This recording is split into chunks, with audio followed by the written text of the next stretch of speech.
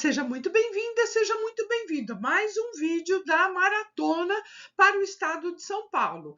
Esse vídeo é o vídeo de número 14, não esquece de percorrer aí a playlist que tem material muito rico aí para você aprofundar nos estudos e conhecer o currículo paulista e várias outras normativas, tá? Orientações, legislação, enfim, tá super legal aí essa maratona. E hoje a gente vai falar do currículo paulista para o ensino médio. A gente vai ver aí as especificidades do ensino médio. Já coloca na velocidade 2x, porque já vou te adiantando. O vídeo está um pouquinho longo, mas vai valer super a pena. Afinal de contas, trata-se do currículo paulista, que é uma orientação curricular, né, para todas as pessoas que trabalham com a educação no estado de São Paulo e não só na rede de São Paulo, né, na rede estadual.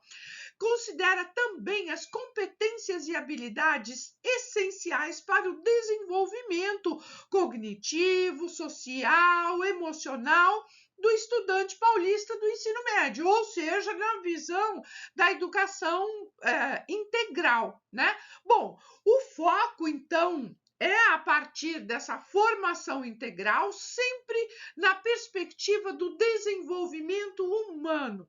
Nem sempre foi assim, né? Aqui no estado de São Paulo.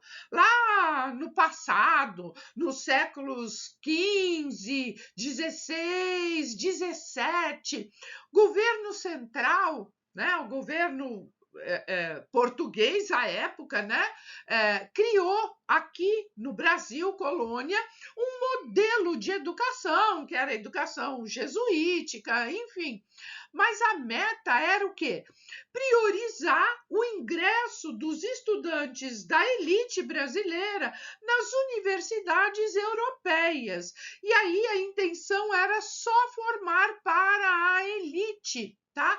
Só mais tarde é que a gente vai ver um ensino médio de uma maneira dual, né? Ou seja, separado aí entre ensino regular e o ensino profissionalizante. E o regular, que a gente diz, né, é aquele que vai simplesmente completar aí uma etapa da educação formal.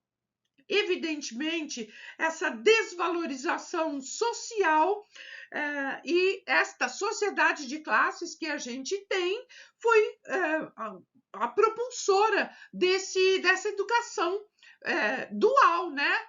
Formar para a academia, né? Ou formar já para o mundo do trabalho imediato, né?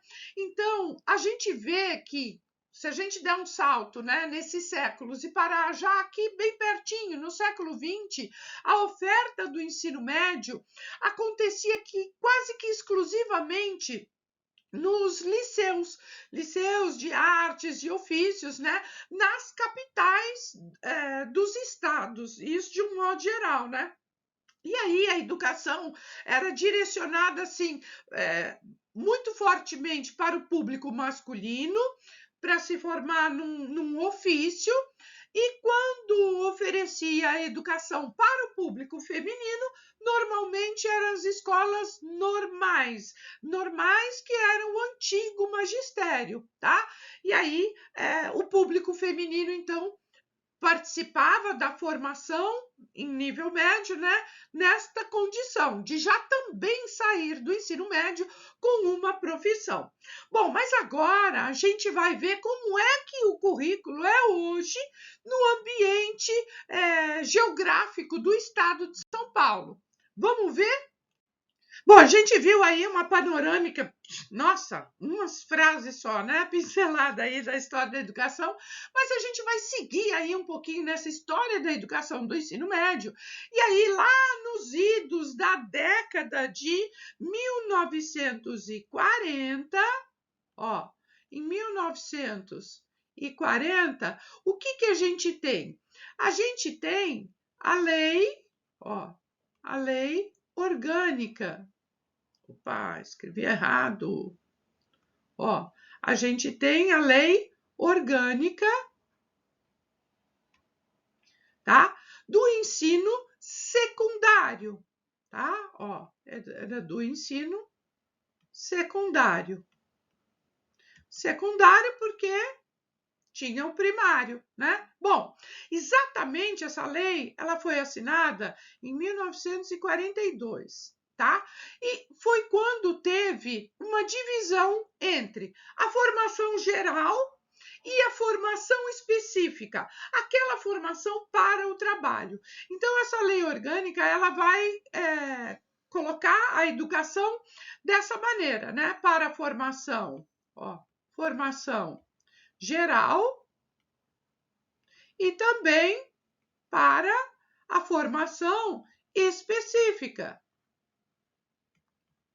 tá? Bom, e era assim antigamente, né? Primeiro tinha só um curso, que era o curso ginasial, depois tinham alguns cursos paralelos. Por exemplo, você já deve ter ouvido falar num curso clássico, curso científico, isso tudo era em nível secundário, tá? Porque a gente tinha o ginásio, depois o secundário, e no secundário a gente tinha, né, o clássico e a gente tinha o científico, tá? Bom, cada um desses cursos, né, tinha duração de 3 anos, clássico, científico, né? Mas era para quê? Para consolidar o ginasial, para aprofundar nos estudos que os estudantes já vinham aí desenvolvendo, né? Primeiro o primário, depois o ginasial. Enfim, o clássico, ele oferecia aí uma formação mais intelectual, mais para o lado das humanas, filosofias, letras, né? E o científico já era mais para a área das ciências, da contabilidade, enfim, já mais para esse lado científico. Mais tarde, a gente tem um outro marco, né? E aí a gente pode dar um salto aí de uns 20 anos e a gente vai para a nossa LDB, ó, a LDB é 4024 de 61, né? A 4024 de 61. Essa LDB, ela coloca o ensino secundário regular no mesmo patamar do ensino profissionalizante. Então, o secundário, ó, o secundário regular era no mesmo nível, no mesmo pé de igualdade do profissionalizante. Para que isso, hein, gente? Vocês têm ideia? Para que as pessoas se formassem numa profissão em nível médio, para não haver necessidade, né, de um curso superior. Bom, enfim, isso aí é um outro assunto, tá? Vamos lá. Bom, então, quando o estudante quisesse entrar no ensino superior, ele ia para, ó, o regular, né? Se ele quisesse seguir a vida acadêmica e quisesse ir para a faculdade, ele seguia no secundário regular. Se ele quisesse já sair para o mercado de trabalho, então era aqui que ele ia, era no profissionalizante, tá? Por que isso? E isso é só a vontade do estudante, porque a única escolaridade que era obrigatória, ó, obrigatório, era só o, pensa que é o ginásio? Não, era só o primário, tá? Só o primário, tá? Com 4 anos de duração, os 4 primeiros anos de escolaridade, tá? Nada mais era obrigatório. Então, só que o que acontecia? Esse nível primário não permitia que o estudante alcançasse o secundário, tá? Eles tinham que ou fazer um exame, que era chamado de exame de admissão, para entrar no ginásio e depois ir para o secundário, ou eles cursavam mais um ano de escolaridade, que aí dava o direito deles entrarem no ginásio para depois irem para o secundário. Foi só anos depois, né, já na década de 70, que a gente tem uma lei federal, ó, é uma lei federal número 5692 de 71, que essa lei aqui, ela faz a união dessas duas etapas, do primário com o ginasial. Então, ela une, ó, o primário mais o ginásio, ela une em um curso, né, de um nível de obrigatoriedade se alarga. Então, era o primário mais o ginásio, obrigatório de 8 anos, tá? 8 anos, e aqui sim eram obrigatórios, tá? Então, você vê que passou lá dos 4 anos de obrigatoriedade do primário, aqui, né, para 8 anos de escolaridade entre primário e ginásio. Era o antigo primeiro grau, tá? Bom, só que não paramos por aí, né? O que a gente teve depois disso? Mais ou menos uns 10 anos depois, né? Um pouco mais, a gente tem o quê? A Constituição Federal de 88, que vai falar que a educação é um direito universal, tá? Ela é um direito das pessoas. Portanto, a LDB que vem anos depois, né? Mais uns 10 anos depois, aí a gente tem a LDB 93, 94 de 96, ela pega e coloca o ensino médio como parte integrante da educação básica, e aí com essa formação, né? Científica, tecnológica, cultural e social. Então, o ensino médio é parte integrante da educação, ó, da educação básica, com esse viés, né? Essa educação científica, tecnológica, cultural e social, que tem que ser garantido a todos os jovens, inclusive com a possibilidade de continuidade nos estudos, ou ingresso já no ensino, ou ingresso já no mundo do trabalho por intermédio de algum curso profissionalizante. E é nos anos 2000, tá? Aí um pouquinho depois, né, nos anos 2000, o que a gente tem? Os PCNs, tá? Parâmetros curriculares nacionais, primeiro para o ensino fundamental, depois para o ensino médio e depois ainda para a educação infantil, né? Mas falando aqui de ensino médio. Então, os PCNs vão tratar da dimensão desta preparação para o mundo do trabalho, vai estar fortemente ligado para o mundo do trabalho. Ok? Mas não só para o mundo do trabalho, né? Mas vai considerar também a questão cognitiva, as competências, competências cognitivas. Competências não só cognitivas, mas também as psicomotoras, as socioafetivas e uma coisa extremamente importante que começa a considerar uma educação para a vida. Então, vai alargando aí essas possibilidades de atendimento. Bom, 12 anos mais tarde, o MEC, lá em 2012, 2012, o que o MEC vai propor?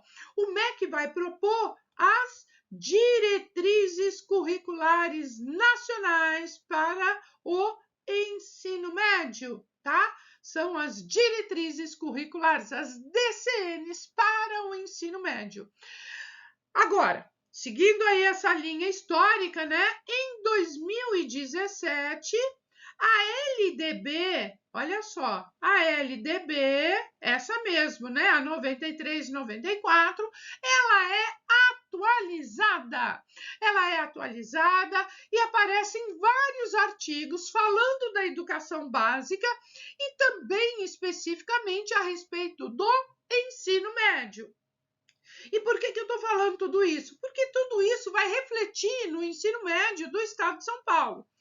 Porque também por conta dessas mudanças todas, né, e atualizações, e essa progressão toda, o que aparece também como normativa para a educação no nosso país? A BNCC, né? A Base Nacional Comum Curricular, que vai tratar o currículo do ensino médio de acordo com itinerários formativos, tá? Vai falar aí de rotas, né? Vai falar de possibilidades, de caminhos que vão ser organizados com os mais diferentes arranjos, né? Pode-se fazer aí várias composições para o ensino médio, exatamente conforme a importância e a relevância da localidade aonde as escolas estão inseridas. E aí, os sistemas de ensino têm uma possibilidade grande e fica assim, mais ou menos, olha, linguagens e suas tecnologias, matemática e suas tecnologias, ciências da natureza e suas tecnologias, ciências humanas e sociais e também uma formação técnica e profissional. Então, a gente está vendo aqui nessa primeira tela, né, todos os marcos legais para a constituição aí do currículo paulista do ensino no ensino médio, né, no âmbito do Estado de São Paulo. Isso tudo exigiu várias organizações pensar e considerar a escola para o ensino médio de acordo com tempos diferenciados, espaços escolares de aprendizagem, de gestão do currículo diferenciados. Considera-se aí também outras metodologias e até mesmo a formação do pessoal que vai trabalhar com essa faixa etária, que vai trabalhar com esse segmento, com essa última etapa, né, da educação básica. Então, a gente pode identificar no currículo do ensino médio que tem aí uma certa flexibilização, principalmente por conta dos itinerários, por conta dessas rotas, né? Esses itinerários formativos que eles vão representar aí formas diferentes de propiciar experiência de organização, estrutura no ensino, tanto das escolas quanto das propostas dos PPPs, né, projetos políticos pedagógicos de cada escola, e até mesmo no regimento escolar, com grêmio, enfim, tem várias possibilidades dentro das escolas, né, que atendem aí esse segmento, essa etapa da educação básica. Bom, todo esse movimento é no sentido do quê? Da melhoria da qualidade que tem e que está proposto aí pelo Estado de São Paulo por meio do currículo paulista.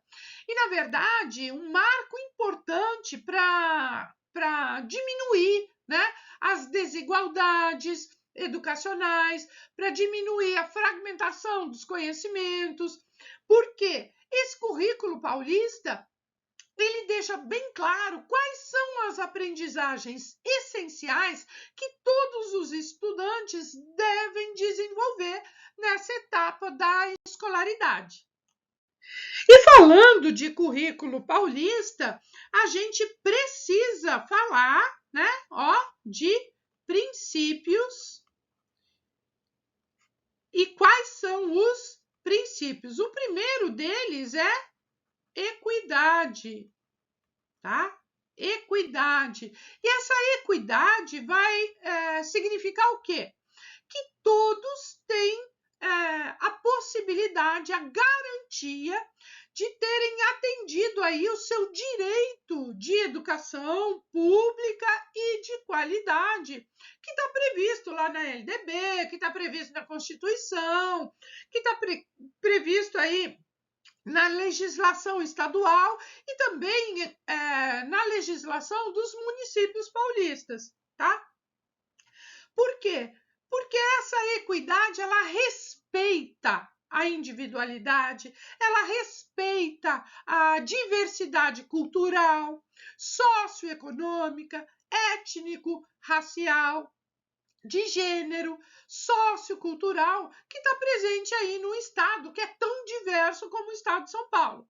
E a equidade, ela também vai abarcar as modalidades, né, da educação, todas as modalidades, né? Educação especial, educação de jovens e adultos, educação para o campo, educação indígena, educação escolar quilombola, enfim, respeitando principalmente as individualidades locais, as necessidades das comunidades aonde as escolas estão inseridas. Bom, falei aí de educação especial, né? No caso da educação especial, o grande desafio da equidade exige aí um compromisso com o estudante que apresente aí uma deficiência, no sentido de reconhecer a necessidade de práticas pedagógicas inclusivas, de acessibilidade curricular, não é só a acessibilidade arquitetônica, né, de colocar esse estudante com deficiência para dentro da escola, mas uma acessibilidade curricular. Afinal de contas, isso também está lá na legislação, né? A Lei 13.146 de 2015, que a gente já tratou aqui na maratona, mas se você quiser, depois dá uma olhada lá, que fala especificamente da educação especial. Bom, um outro princípio que está aí muito presente no currículo paulista é da educação. Você já sabe que eu vou falar, né? Isso mesmo, ó, integral. Ó, educação integral. A gente vai bater na mesma tecla várias vezes, porque isso aparece em muitos documentos, muitas normativas, e você já está percebendo aí que você precisa gravar esses conceitos para você se sair bem na prova, porque a chance disso ser abordado é muito grande. Bom, o que é essa educação integral? É o desenvolvimento dos estudantes em várias dimensões. Que dimensões? Olha, dimensão cognitiva, né? E a gente pode chamar de intelectual, ó, intelectual, que é o cognitivo, mas é também na dimensão física e também na dimensão cultural, mas não acaba aqui. Tem também uma outra dimensão extremamente relevante, principalmente para essa etapa da educação básica, que é o ensino médio, né? Que é a dimensão socioemocional, tá? É uma dimensão muito importante para essa faixa etária, porque é constituinte aí já, né, da personalidade do jovem que já vai atuar aí na sociedade de uma maneira mais autônoma, né? Então, tem que lidar aí com essas questões também socioemocionais. Bom, toda essa educação integral, né? Intelectual, física, cultural e socioemocional vai trabalhar de acordo com competências e habilidades para atuar aonde? Na sociedade de um modo geral, né? A sociedade contemporânea exige uma pessoa mais bem preparada e o currículo paulista, ele trata das mesmas competências que estão lá na BNCC. Quais são as 10 competências da BNCC? Isso aqui não é objeto do nosso estudo agora, mas é importante a gente retomar, tá? Então, olha, BNCC, ela trata 10 competências, tá? 10 competências. Quais são elas? Bom, competência número 1, valorizar, ó, valorizar conhecimentos. Ó, conhecimentos historicamente construídos pela humanidade. Segunda competência, trabalhar aí, né? Exercitar o quê? A curiosidade pela vida alheia? Não, não é fofoquice. Curiosidade intelectual, tá? Ó, intelectual. Porque vai recorrer aí a uma abordagem própria das ciências, vai incluir aí investigação, análise, reflexão, enfim, é nesse sentido que a gente está falando, tá? A terceira competência também é valorizar, mas é valorizar o quê? Valorizar e fruir. Vou até escrever fruir, tá? Porque mais relevante, né? Você liga mais o fruir, né, do que valorizar, é fruir o quê? As diferentes manifestações artísticas e culturais. Fruir é aproveitar, é curtir uma obra de arte, uma música, uma peça, enfim, fruir é aproveitar nesse sentido, né? Então, as manifestações artísticas, culturais. Outra competência que a gente tem a competência de utilizar diferentes, o que, gente? Diferentes linguagens, ó, linguagens. E aí, diferentes linguagens, a visual, corporal, sonora, digital, verbal, enfim, todas as linguagens. Outra competência é compreender, utilizar e criar o quê? Tecnologias digitais, ó, as TICs, né? As tecnologias digitais da informação e da comunicação. Outra competência é valorizar, mas aí já não é mais valorizar o fruir ou valorizar o conhecimento, mas valorizar, olha, valorizar o quê?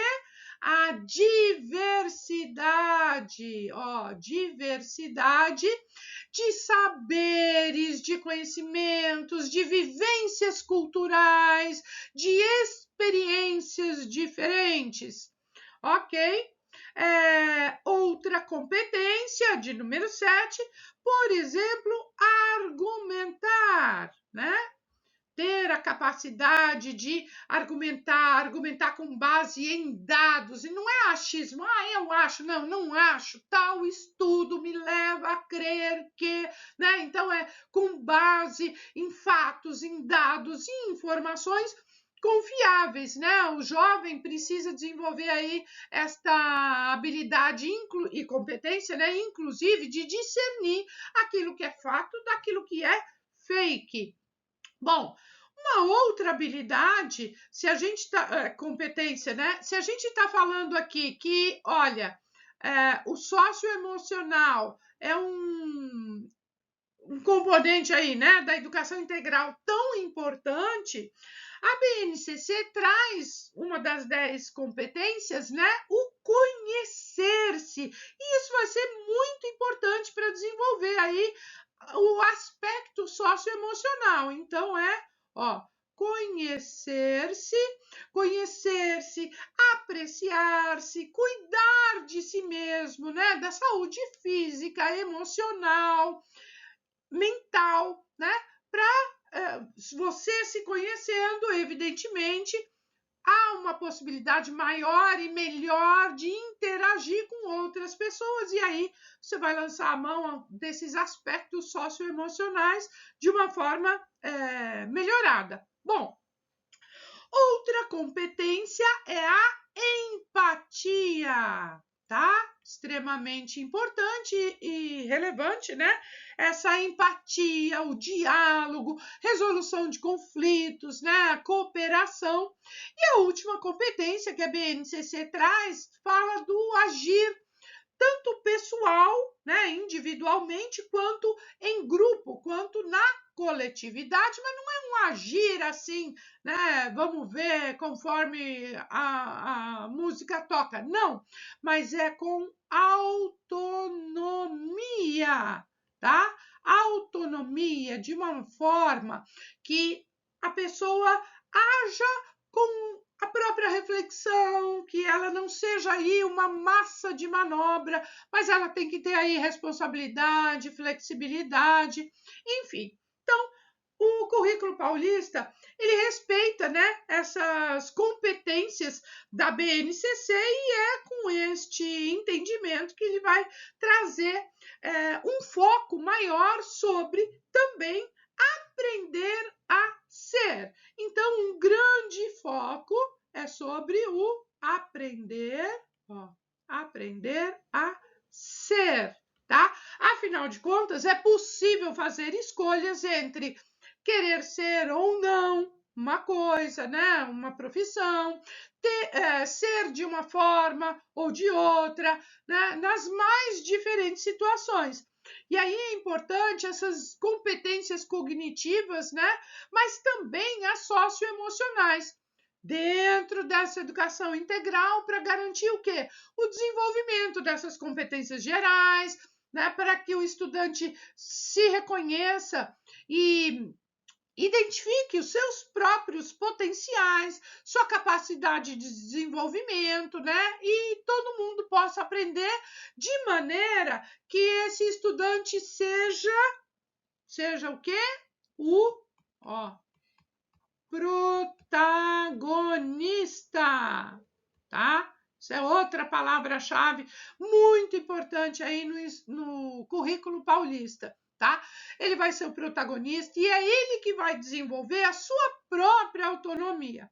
Então, olha só, a educação integral, ela pressupõe que qualquer espaço escolar, né, e também fora da escola, é espaço de aprendizagem. Então, os espaços de aprendizagem. Para quê?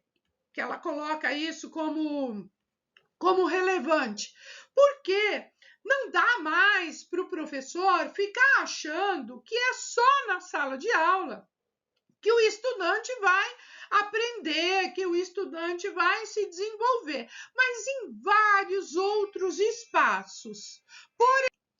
Como, por exemplo, o pátio, a biblioteca, uma sala de leitura, a horta, né, a quadra, até mesmo a própria sala de aula, né? Porque também não é para sair de um lugar e ir para outro. Falar, não, dentro da sala de aula não é mais o ambiente, porque o jovem. Não, também, né? Há que se considerar também, mas outros tantos espaços. Isso tudo a gente está falando dentro do ambiente escolar, mas fora da escola também, né? Os museus, estações, estação de metrô, de trem, enfim, terminais, espaços coletivos, né? Seja aí agremiação. Comunidade de bairro, seja uma praça, né? Então, tem outros espaços, associações, né? Clubes de jovens, que são também espaços de aprendizagem, e isso precisa ser explorado de uma maneira favorável a essa aprendizagem. Em relação à educação, nessa faixa etária também tem um foco muito importante para o mundo do trabalho, né? Para o mundo do trabalho, e é preciso considerar isso de maneira que a gente combine aí a demanda do setor econômico produtivo que está aí pedindo essa mão de obra, né? E também os interesses dos alunos, os interesses individuais e os interesses da coletividade, de maneira que esse jovem esteja sendo preparado para o desempenho aí de várias profissões, de acordo com o que ele quiser depois trabalhar, né? De hoje, mas pensando também no futuro, considerando que se não há uma possibilidade hoje, pode existir no futuro uma outra profissão, algo que esse jovem se identifique.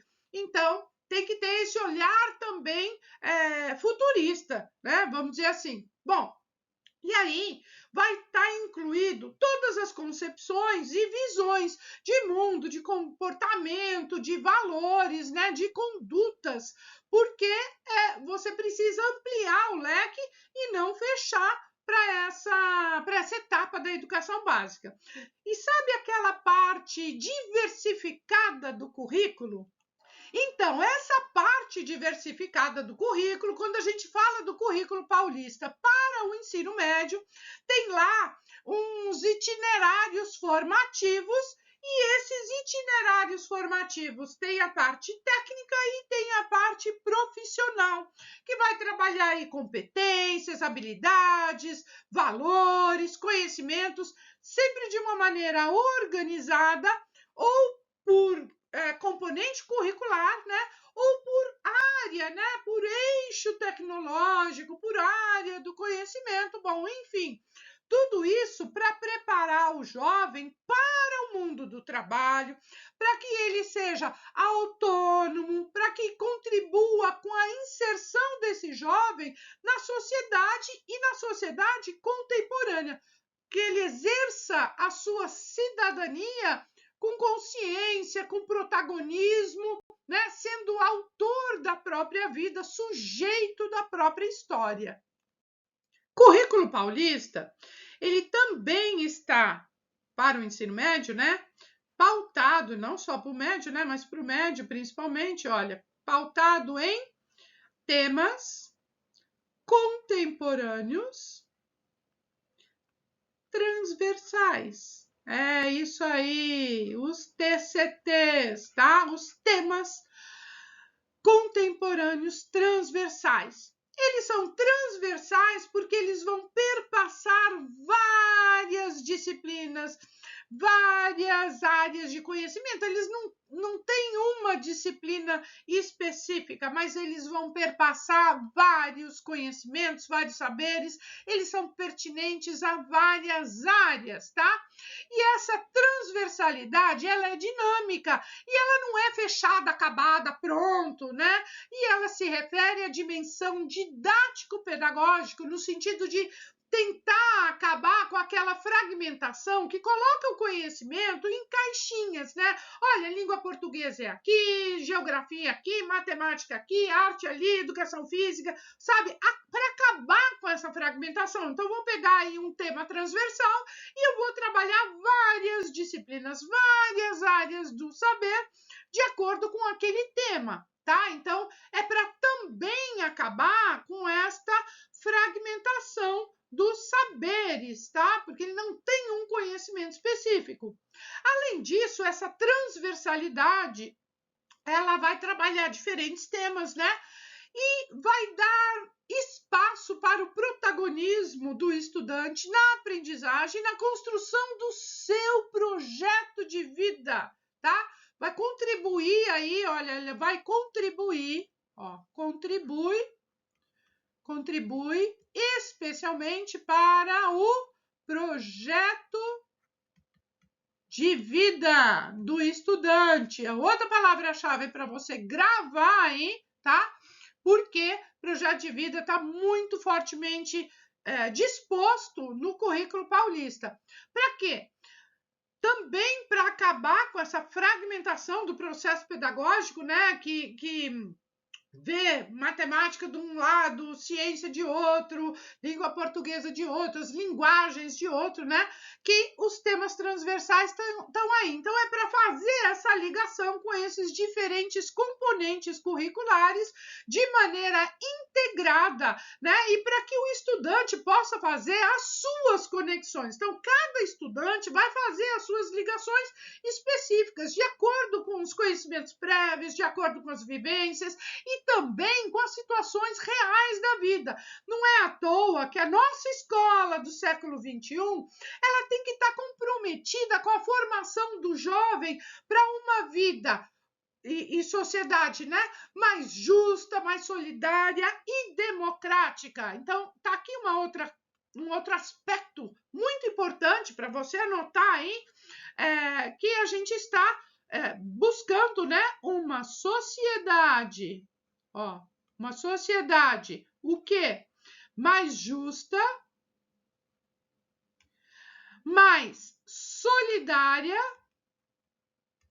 e mais democrática. E é com este olhar, né? É para esta sociedade que se está trabalhando a educação e a formação desses jovens.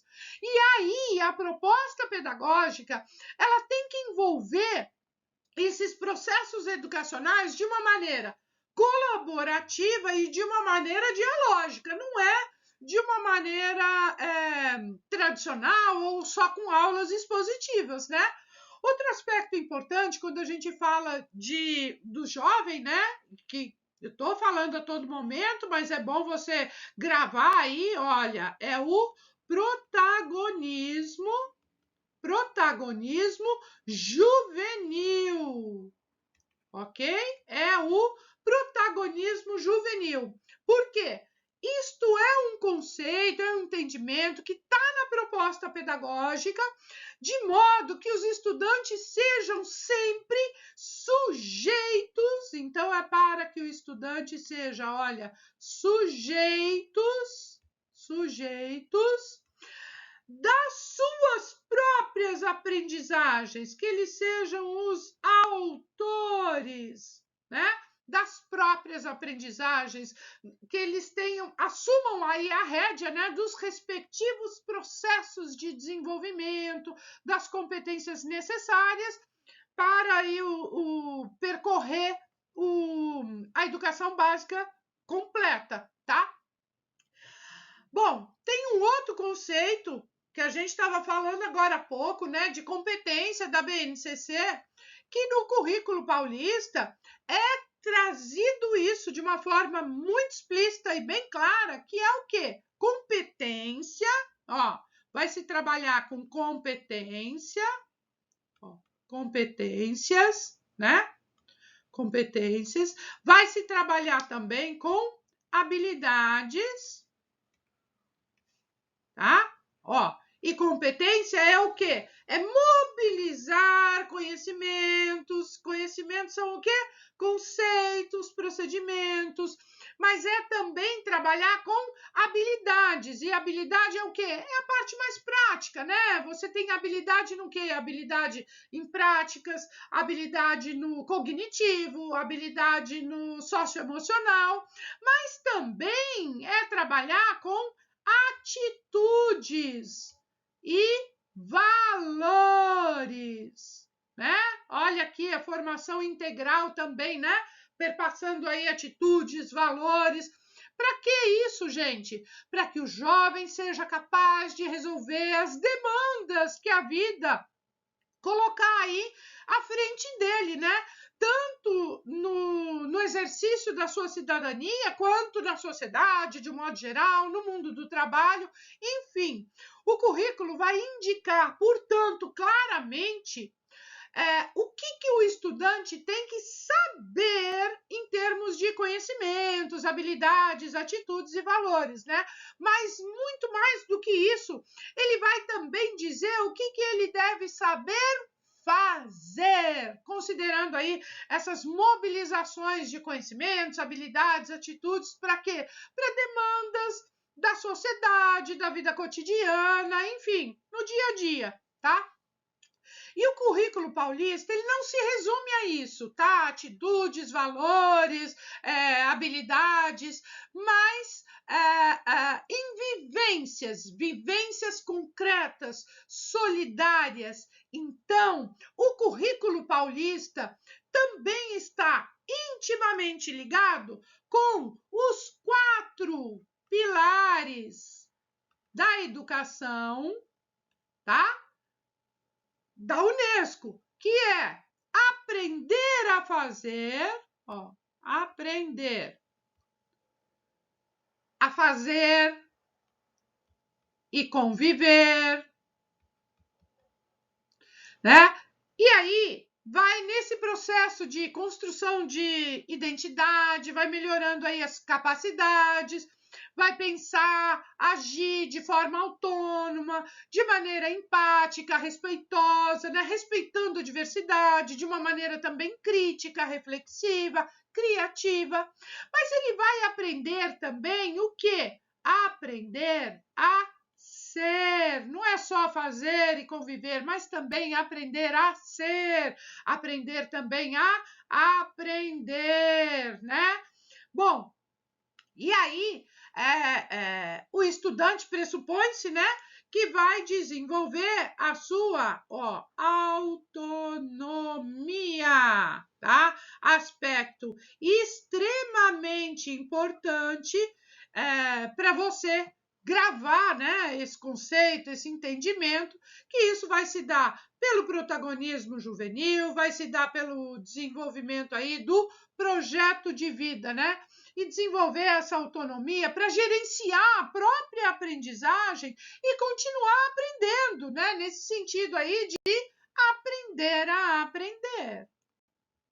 Estado de São Paulo, ele quer para o ensino médio, né, algo mais atrativo, algo que represente aí olhar para a evasão e abandono do ensino médio de uma maneira reflexiva, de uma maneira analítica e tentar resgatar esse jovem para que ele não largue a escola, né? Para que ele complete a educação básica. Então, a intenção é o quê? É diversificar o ensino médio para atender a expectativa do estudante, e isso vai se dar, pelo projeto de vida, né, desse estudante, desenvolvendo aí esse projeto de vida, que esse estudante prossiga nos estudos, que ele entre no mundo do trabalho por meio de um projeto que ele começou ali na escola, né, na educação básica,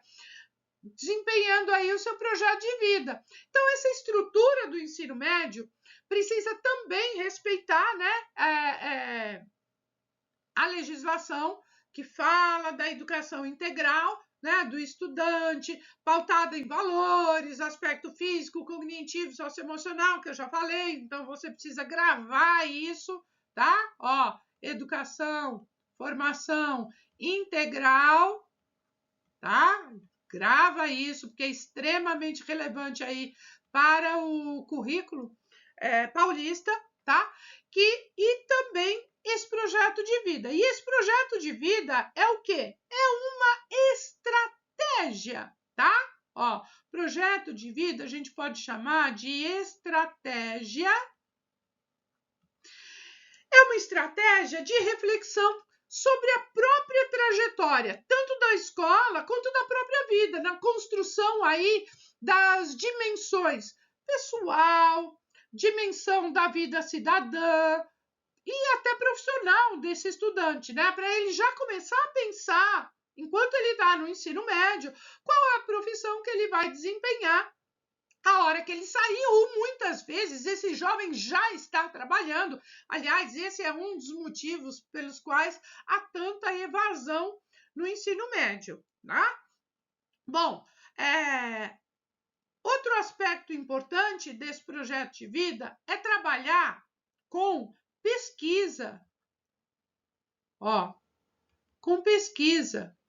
E aí você vai trabalhar os interesses, né? Porque é uma prática pedagógica de inovação, de criação, de construção de novos conhecimentos, né? Então vai desenvolver aí como se fossem projetos, né? Então os estudantes vão pesquisar. Bom, você já viu que quando a gente fala de educação integral, que a gente está falando de valores, que a gente está falando de diversidade, a gente está falando também que esse projeto de vida precisa considerar também as possibilidades dos estudantes, mas mais que isso, os direitos, né? Os direitos e direitos pautados nos direitos humanos. humanos, nos direitos universais, seja a escolaridade, seja ao respeito, né, à diversidade étnico-cultural, racial, enfim, compreender aí essa diversidade, né? Ó, outro conceito, ó, diversidade, outro conceito tão importante, né? Aí no ensino médio, essa diversidade, essa realidade de cada um, nas formas também de produção, de acordo, né, com a forma de produção que está no mercado de trabalho da atualidade, das culturas, as possibilidades todas, né? Há que se trabalhar também questões do meio ambiente, né? E quando a gente fala de meio ambiente, a gente fala, olha, de uma vida sustentável, né? Ó, sustentabilidade ambiental, tá? Então, é um mundo mais sustentável, e aí a gente pode considerar, inclusive, essa ligação com os temas transversais contemporâneos, que fala de consumismo, né? Que fala de mercado de trabalho, que fala de comércio, né? Enfim, tem que diversificar também as formas e possibilitar múltiplas trajetórias, projeto de vida, cada um tem o seu. Então, isto aqui vai possibilitar também, olha, muitas trajetórias, muitos caminhos, trajetórias, né? Aqui é muitas trajetórias, muitos caminhos, né? Por parte do estudante que vai articular aí os saberes com o contexto histórico, econômico, social, enfim, e também com o mundo do trabalho, com as necessidades e possibilidades que ele tiver, tá? Bom, outra coisa muito relevante para você associar, anotar, fazer aí, botar um marca-texto, é que há uma indissociabilidade. Ó, é um palavrão, né? Ó, indissociabilidade. Entre o quê? Entre a educação, né? Ó, a educação, que é a formação escolar que o jovem está recebendo ali, e a vida, né? Ó, e a vida, e a prática social, né? E aí a gente precisa considerar a história dos conhecimentos, a história do protagonismo, né? Os processos todos educativos, mas há que se ter essa visão de as coisas não são separadas. Ora, eu estou aqui na escola e depois um dia eu estou vivendo. Não, eu estou na escola e eu estou aprendendo coisas que me possibilitam ter uma vida plena, né? Ter um exercício ali da minha cidadania. Então tem que ter esta ligação muito forte entre a educação e a vida dos jovens. Bom, essa indissociabilidade vai falar também entre teoria e prática, que não vão se desgrudar. Eu não posso estudar só a teoria e desconectar da prática. Eu tenho que trabalhar teoria, ó, tenho que trabalhar teoria e eu tenho que trabalhar prática. Não dá para ficar só na prática ou só na teoria, né? O processo de ensino-aprendizagem, eu tenho que ter essa indissociabilidade. Bom, a ideia é o quê? Que essas abordagens pedagógicas, elas sejam mais interativas, que elas sejam mais inclusivas, que elas sejam mais diversificadas. E para isso, o estudante do ensino médio, ele tem que ter à sua disposição tempo, a gente já falou, espaço, que proporcione o quê? Que ele possa refletir sobre os seus objetivos, que ele aprenda a planejar, que ele aprenda a definir metas, maneiras para alcançar, e isso vai exigir conhecimentos, competências, né? Competências cognitivas, socioemocionais, para se desenvolver de uma maneira integral, tá?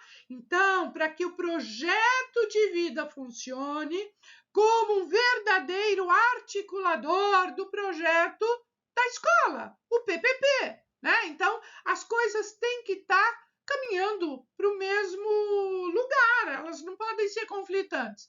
Então, olha só, projeto de vida é oferecer ao estudante o quê? Olha, condições dele se posicionar diante dos contextos, diante dos desafios da vida contemporânea, tá?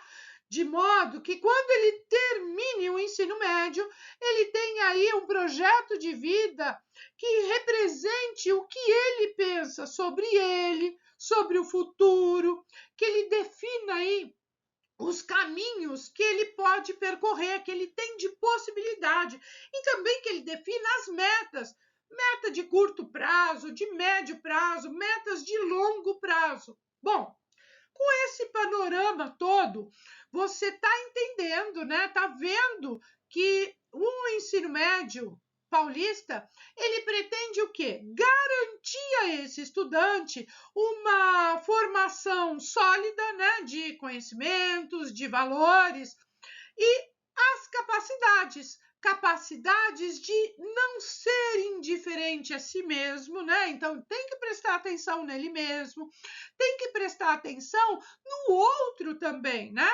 E essas competências cognitivas, socioemocionais, elas são a base. Por quê? Porque é assim que esse jovem vai construir a visão que ele tem dele mesmo, né? E aí ele vai projeto de vida, porque ele vai, olha, projetar si mesmo, né?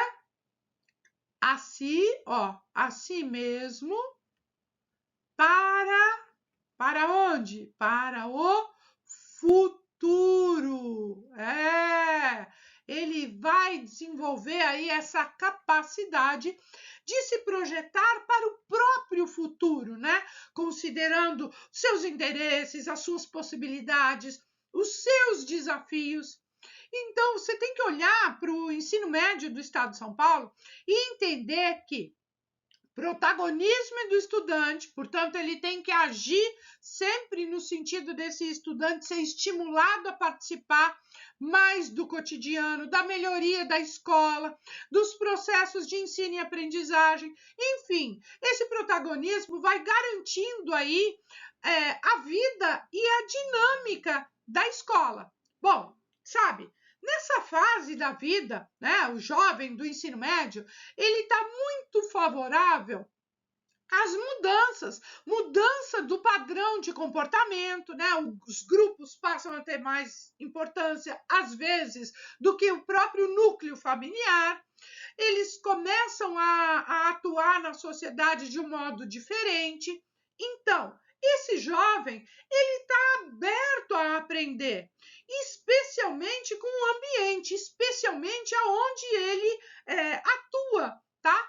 E essa formação dos estudantes, né, tem que ser de uma forma acolhedora, de uma forma solidária, né, para desenvolver aí esse aspecto da sociedade democrática, mas também aspectos éticos. Então, é favorável um clima escolar propício, né, a desenvolver aí esses valores. Agora, o estudante, ele não aprende só quando ele está sentado nas carteiras, ele aprende pelo exemplo. E aí, não basta ter um discurso, né? Um discurso de uma forma e uma prática de outra, tá? Os jovens, eles são muito o quê? Questionadores, e eles vão testar o professor, os demais funcionários da escola, 24 horas, tá? Ele vai testar os adultos. E aí, esse profissional da educação tem que estar preparado para lidar com esse jovem, tem que estar ligado, principalmente, sabe no que, gente? Nos exemplos, nos exemplos que eles dão para os jovens, porque os jovens não vão aprender só pela teoria ou pelos conhecimentos que você trouxer e disponibilizar ali na escola, mas principalmente pelo exemplo. Bom, o currículo paulista, ele também vai tratar de um aspecto, inclusão educacional. Um aspecto bem importante. Inclusão educacional pressupõe aí atender todas as modalidades e temas também respeitando aí os marcos legais. Que marcos legais, né, que a gente tem? A gente tem, por exemplo, a Política Nacional de Educação Especial, né? Pensando aí numa perspectiva inclusiva, que é lá pelo MEC. A gente tem, por exemplo, resoluções, decretos, deliberações. A gente tem a lei que eu já citei hoje aqui, né? Quando fala de inclusão, principalmente, né, a 13.146 de 2015. A gente tem resoluções em âmbito estadual, por exemplo, a resolução da Secretaria de Educação do Estado de São Paulo, a 68 de 2017, que fala de um modo transversal, né, que vai perpassar aí todos os níveis, etapas e modalidades de ensino, o que? Essa inclusão educacional, tá? Por quê? A proposta pedagógica da escola, ela tem que estar alinhada, primeiro de tudo, com a meta 4 do Plano Nacional de Educação e também com o quarto objetivo das ODS, né, que são os Objetivos de Desenvolvimento Sustentável, que foram lá definidos pela ONU, e vai tratar, né, dos recursos e estratégias que são utilizados para dar conta das aprendizagens que o currículo paulista vai buscar suas fontes nessas normativas, nesses marcos legais. Então, tem que ter um entendimento, né, a clareza desse compromisso, não só com a inclusão educacional, mas principalmente, olha, com a redução das desigualdades, tá? Redução das desigualdades. E por que ele afirma tanto em redução? Porque a gente sabe que é praticamente impossível zerar, né? Mas então você vai aí tentando reduzir, até o momento que isso se torne mais orgânico, mais natural, enfim. Tem que reduzir aí essas desigualdades educacionais. Isso vai levar em consideração as necessidades dos estudantes, mas também o seu potencial, né? As suas potencialidades, os seus interesses, especialmente nessa faixa etária, né, do ensino médio, assim como as suas linguagens artística, étnica, cultural, as identidades linguísticas, que são os elementos que vão garantir aprendizagens e aprendizagens mais significativas.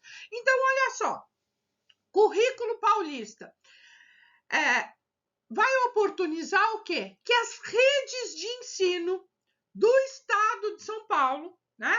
E aí podem ser, olha, fazer um parênteses aqui, né? Redes. Pode ser a estadual, as, né, municipais e as privadas, tá?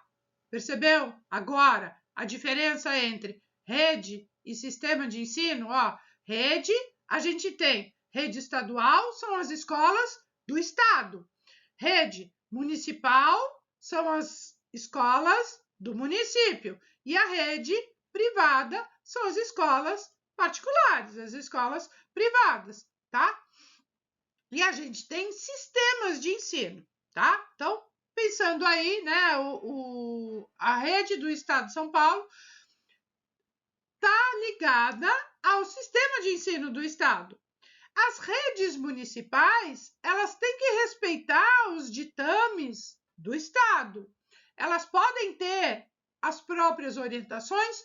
Podem, mas se não quiserem, elas trabalham num sistema de colaboração e vão acatar aí todas as orientações estaduais. E o mesmo se dá com a iniciativa privada, com as redes privadas. Bom, isso tudo, né? Essas redes, né? As redes do Estado de São Paulo, as redes do Estado de São Paulo, tá? Que é estadual, municipal e privada, estão o quê? Comprometidas com uma educação básica de qualidade. E com um segmento da população que precisa aí de um tratamento, de um atendimento educacional inclusivo. Para quê? Para garantir o seu direito universal à educação. E esse segmento da população é muito diverso, étnica e culturalmente, até porque inclui comunidades indígenas, comunidades quilombolas, pessoal autodeclarado, negro, pardo, populações prisionais. O Estado de São Paulo tem que dar conta também, né, da população prisional, os adolescentes que eventualmente estejam cumprindo medidas socioeducativas na Fundação Casa, comunidades do campo. E aí, desde o campo, né, quando a gente fala da comunidade rural, né, do campo, é desde as pessoas que estão em acampamento, mas também aquelas que já estão assentadas e aquelas que são tradicionais, já se consolidaram na zona rural. Enfim, estudante imigrante, os itinerantes e tantos outros grupos, né, de estudantes. Então, há que se considerar a grande diversidade. Diversidade, vamos escrever direitinho, né? A gente tem que considerar a grande diversidade do alunado do Estado de São Paulo. E o currículo paulista, ele considera que todas as temáticas, né, são relevantes e tem que partir do pressuposto que os atendimentos e as modalidades de ensino permeiam aí os componentes curriculares e também todas as etapas da educação escolar. Então, não é só para a educação infantil, não é só para o ensino fundamental, é também para o ensino médio. E falando de educação básica, né? A gente vai esbarrar também, na EJA, educação de jovens e adultos, tá? Que tem características próprias, né? Principalmente em relação, a dois aspectos muito importantes: ao tempo, né? Ao tempo que esse jovem, que esse adulto tem, e ao perfil desse estudante, né? As características desse estudante. E é por isso que essa oferta da EJA tem que acontecer de uma maneira tal que a educação do Estado de São Paulo atenda aos objetivos específicos dessa população, sem deixar de garantir a formação integral, que todos estejam envolvidos aí numa educação de qualidade e de uma educação, já falei e vou repetir, hein? Ao longo do quê? Da vida, tá? Ao longo da vida, tá? Não é... Aí você percebe, né? A possibilidade desse público. Olha como esse público é heterogêneo. Tem uma baita diversidade de idade, de origem, de ritmos de aprendizagem, né? Valores diferentes, tempos de vida diferentes, necessidades diferentes, enfim.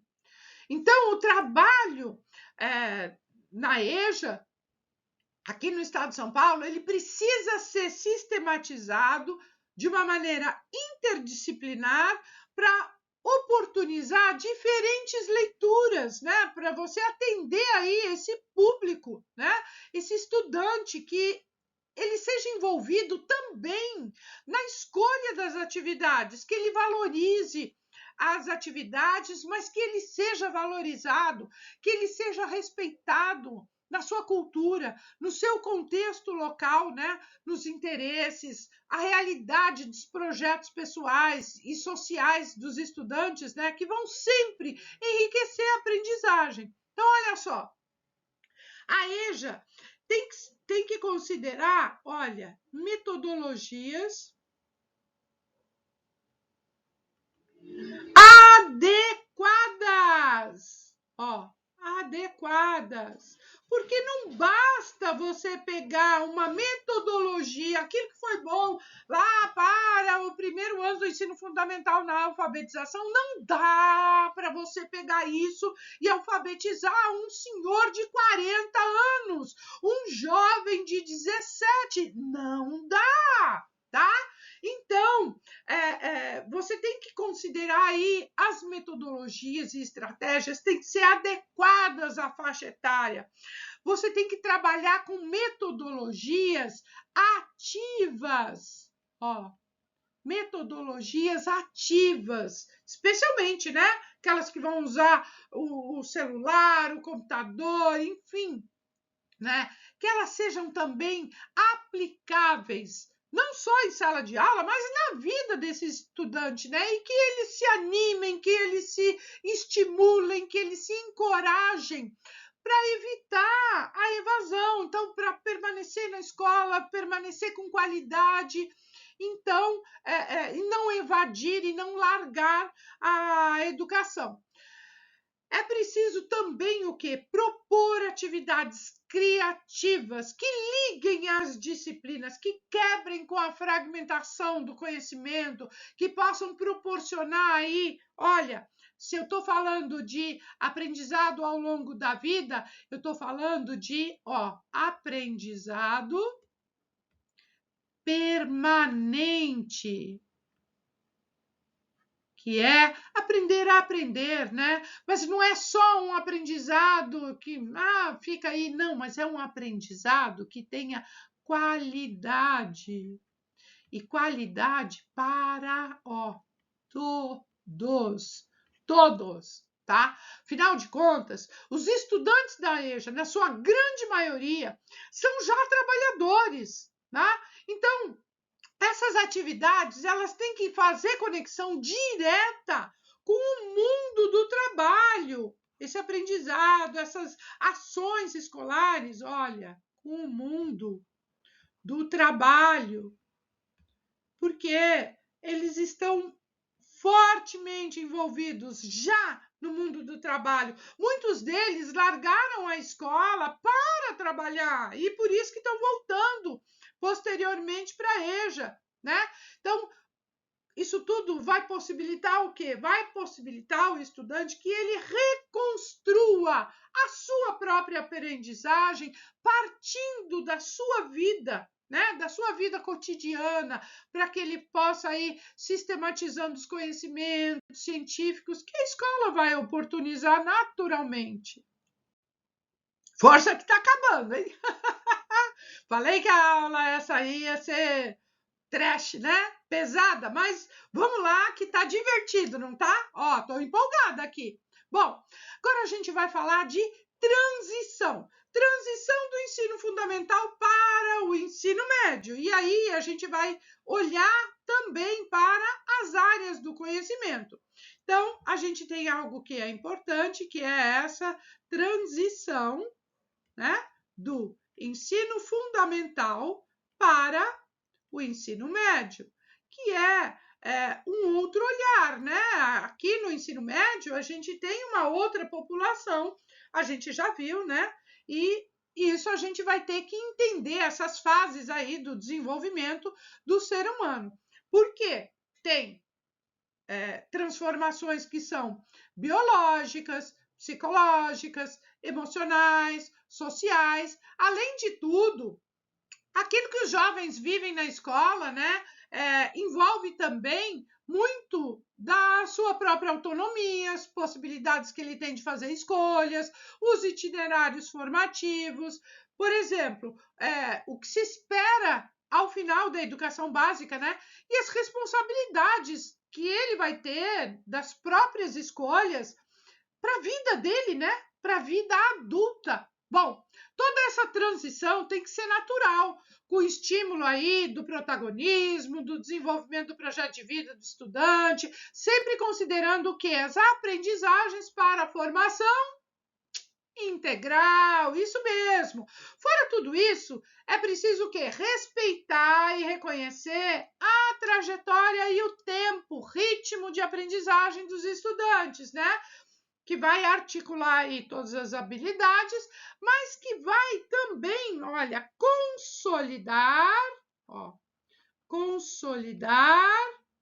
e aprofundar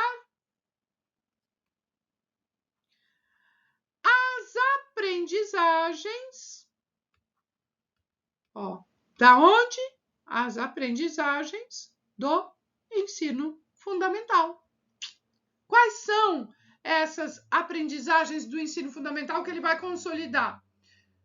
Investigação, pesquisa, análise crítica, capacidade de argumentação, abstração, levantar hipóteses, reflexão, interpretação, criatividade, resolução de problemas, e aí, fortemente, hein? Curiosidade intelectual, empatia, diálogo, responsabilidade social, tá? Então, assim, no ensino fundamental, as disciplinas estão agrupadas por área do conhecimento, com cada competência específica. Agora, no ensino médio, o trabalho com áreas fica mais forte, né? E aí tem uma articulação, dessas áreas do conhecimento de forma inter e de forma trans. O quê? Disciplinar. Disciplinar. Então, é de forma interdisciplinar e de forma transdisciplinar. E aí, as áreas, né, os conhecimentos escolares vão estar organizados em linguagens e suas tecnologias. E linguagens, quais linguagens? Arte, educação física, língua portuguesa e língua inglesa, tá? Aí a gente tem a área, né, de matemática e suas tecnologias, com a única disciplina de, matemática, ok? Matemática na área de matemática. Mas a área de ciências da natureza e suas tecnologias, o estudante no ensino médio vai trabalhar com biologia, vai trabalhar com física e vai trabalhar com química. E nas ciências humanas e sociais, vai trabalhar o quê?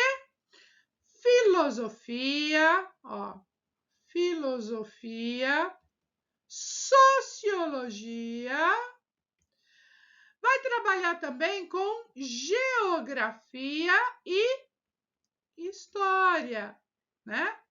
Filosofia, história, geografia, isso. Bom, a área de linguagens, ela vai proporcionar, né, aqui, né, linguagens, protagonismo, autoria, de diferentes linguagens, né? De forma crítica, fazendo aí relações, argumentação e usando também a criatividade nas diferentes mídias. Já a matemática, ela vai consolidar os conhecimentos da etapa anterior e agregar outros conhecimentos, ampliando aí as possibilidades e recursos para resolver problemas mais complexos, né? Para abstrair, enfim. Ciências da natureza vai oportunizar o aprofundamento e a ampliação dos conhecimentos de investigação, engajar aí o estudante nessa aprendizagem. E aí, se pensar, né, na filosofia, na sociologia, elas vão potencializar a argumentação, a sistematização do raciocínio, a interpretação, né? Tudo isso a partir da elaboração e estabelecimento de hipóteses, construção de argumentos, e também da atuação desse jovem no mundo, na sociedade, na vida adulta já, né?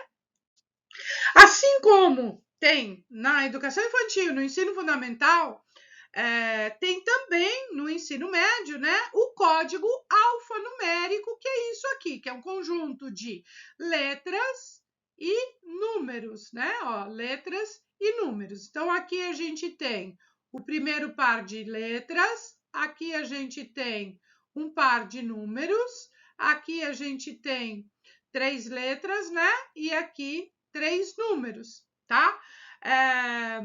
E esse código alfanumérico, quem traz é a BNCC, tá? Então, o primeiro par de letras significa a etapa da educação básica, que aqui no caso, a EM, ensino médio, ó, ensino médio, tá? Ensino médio. Bom, aí olha, o primeiro par de números, que é o número 13, são o quê? Habilidades descritas que podem ser desenvolvidas em qualquer série do ensino médio, tá? Então, qualquer ano do ensino médio, estas habilidades vão poder ser desenvolvidas, tá? A segunda sequência de letras, né, que aqui no caso é L, G e G, diz respeito a, olha aqui, ó, essas 3 primeiras letras falam a área ou o componente curricular, que às vezes são 2 letras, né? Que é LGG, linguagens e suas tecnologias, ou LP, para a língua portuguesa, ou MAT, para matemática e suas tecnologias, ou CNT, para ciências da natureza, ou CHS, para ciências humanas e sociais aplicadas, tá? Então, olha, primeiro fala a etapa, o segundo vai falar a habilidade, o terceiro é ou a área ou a disciplina, né, o conteúdo, e o último par, ou formação, né, de números, ou o segundo conjunto de números, no caso é o 103, vai falar do que? Olha, da competência relacionada à habilidade, ou seja, aquela habilidade, tá? Então, esta competência aqui tem ligação direta com a habilidade. Cuidado que elas não podem ser conflitantes, tá? E as habilidades relativas, né, às competências que são do último, né? Bom, vale alertar vocês que esta numeração sequencial, que vai falar aí das habilidades, tá? E das competências, ela não representa uma hierarquia ou uma ordem, tá? Mas as aprendizagens ali descritas nas habilidades que se elencar naquele momento, tá? É lá na escola que essa progressão das habilidades vai ser desenvolvida em função dos contextos locais, da escola, dos estudantes, do conteúdo que está sendo trabalhado. Bom, a formação, né, a organização curricular do ensino médio está considerando a formação geral básica, ó, geral básica, que é aquela que vai ser comum a todos os estudantes, que a carga horária máxima é de 1.800 horas, e a gente está falando também de itinerários, o quê? Ó, itinerários O quê? Formativos. E aí, nesses itinerários formativos, tem a parte diversificada, ó, diversificada, e que será também flexível, né? Com carga horária mínima de 1.200 horas, tá? Bom, lá na BNCC, a organização está por área de conhecimento, conforme a gente acabou de ver, né? E para cada área tem a sua competência específica. Essa articulação entre os componentes e as respectivas habilidades pressupõe o quê? O desenvolvimento integral do estudante a partir da articulação entre os componentes, que vai dialogar com o perfil do estudante, vai conversar também com as questões sociais contemporâneas, tá? E é preciso considerar os temas e as questões que dizem respeito aos jovens e que afetam os jovens, especialmente para a construção da identidade e do projeto de vida. Então, as questões têm que estar relacionadas aos estudantes, porque senão eles perdem o interesse. Por que eles vão trabalhar com determinada questão que não diz respeito à vida deles? Né? Seja aí resgatando a própria trajetória, os interesses, as afinidades, as angústias, os medos, né? Os anseios, as inseguranças, né? Enfim, que possibilitem o conhecimento de si mesmo e as escolhas que eles vão fazer, os estilos de vida que eles vão ter, que contemplem aí o engajamento, e esse engajamento que seja crítico, ético, pautado em valores, sabe?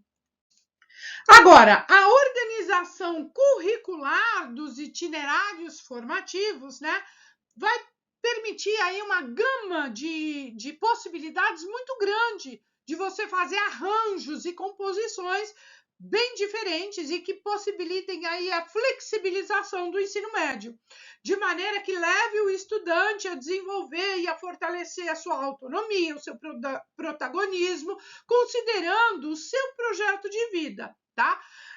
Agora, vamos ver como é que está isso lá na legislação. Bom, isso está lá, já falei, 13.415 de 2017, e que fala dos itinerários, né? Que esses itinerários têm que ter alguns critérios. Itinerário não é saído aí da cabeça de qualquer um, tá? E vai falar assim, respeitando, né, a legislação, vai falar do currículo do ensino médio, que tem que estar composto pela Base Nacional Comum Curricular, né, pela BNCC, e por itinerários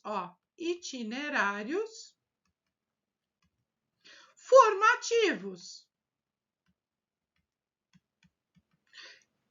que a gente acabou de ver, que é a parte diversificada, que é a parte flexível, e que tem que ter aí uma organização por vários arranjos, né?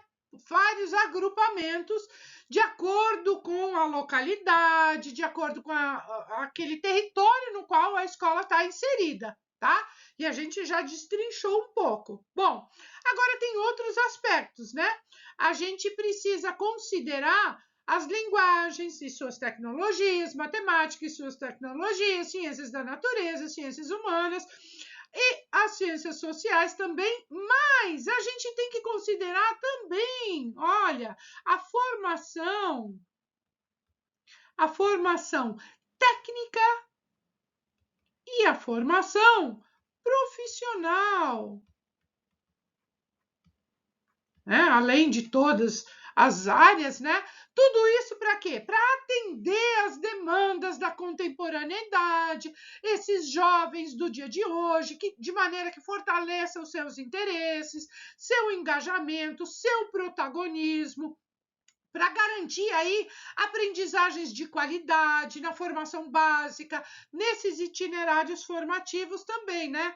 Afinal de contas, esses itinerários formativos, eles têm objetivos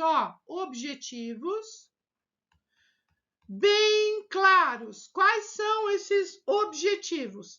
Primeiro, vou colocar aqui mesmo, ó, aprofundar. Aprofundar o quê? As aprendizagens. E as aprendizagens ligadas às competências gerais, né? As áreas do conhecimento, etc., né? As disciplinas, tudo. Então tem que aprofundar. Afinal de contas, a gente está falando de ensino médio, né? Bom, outra questão. O estudante tem que consolidar aí a sua formação. Isso mesmo, a sua formação integral, tá? Formação integral do estudante, que isso vai proporcionar a sua autonomia, a realização do seu projeto de vida. Mas esses itinerários formativos, eles também têm como objetivo desenvolver o quê? As habilidades, tá? Habilidades que vão permitir que ele tenha uma visão mais alargada do mundo, que eles consigam desenvolver capacidades para atuar em diversas situações, para tomar decisões, não só na vida escolar, mas na vida pessoal, na vida profissional, tá? Bom, itinerários formativos também estão, sabe aonde? Nas diretrizes curriculares nacionais para o ensino médio, tá? Lá fala dos itinerários formativos das diferentes áreas e vai falar também da formação técnica, vai falar também da formação profissional, que eles têm que ser organizados por 4 eixos, tá? Então, as DCNs para o ensino médio vão falar de 4 eixos. Quais são esses eixos? Primeiro deles, a gente vai falar da investigação, ó. Investigação científica.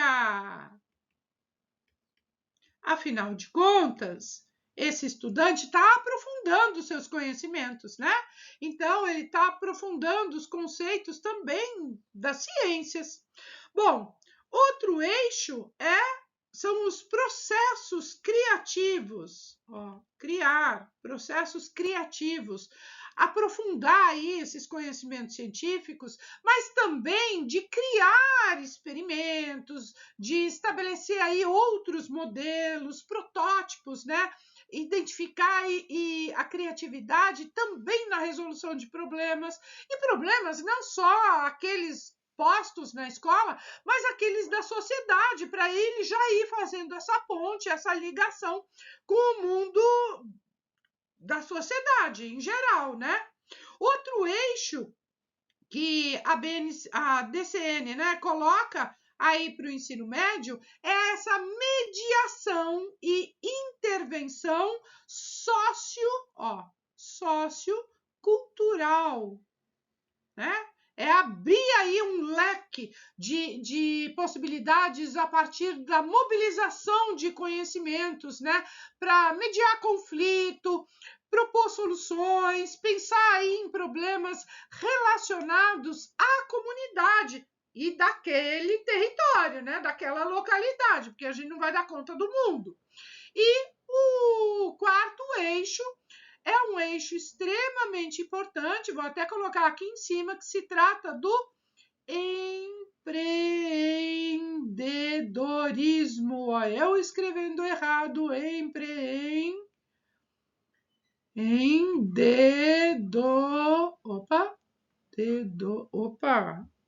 caneta aqui, ó, dorismo, tá? Né, que é esse aspecto, né, do jovem se empreender, né? O empreendedorismo, que é a mobilização aí de conhecimentos para se associar, empreender, mas também para a formação de organizações, para o desenvolvimento de produtos, prestação de serviço, enfim, e trabalhar também com as novas tecnologias, tá? Bom, isto é a apresentação aí do currículo paulista para o ensino médio. no âmbito aí, especialmente daquilo que eu considero relevante para você e fundamental, né, para você levar aí de conhecimentos para a prova, para o concurso. Então, tentei destrinchar aí, essa aula ficou meio extensa, esse vídeo está meio extenso, mas dá uma pausada, depois você volta, termina e tal, porque são questões extremamente relevantes e que eu tenho certeza que vão ser abordadas aí na sua prova, nesse concurso para a rede pública estadual no estado de São Paulo, né? Então, meu muito obrigado, você que me acompanhou aqui nesta maratona e vimos aqui o currículo paulista. Beijo grande e até o próximo vídeo.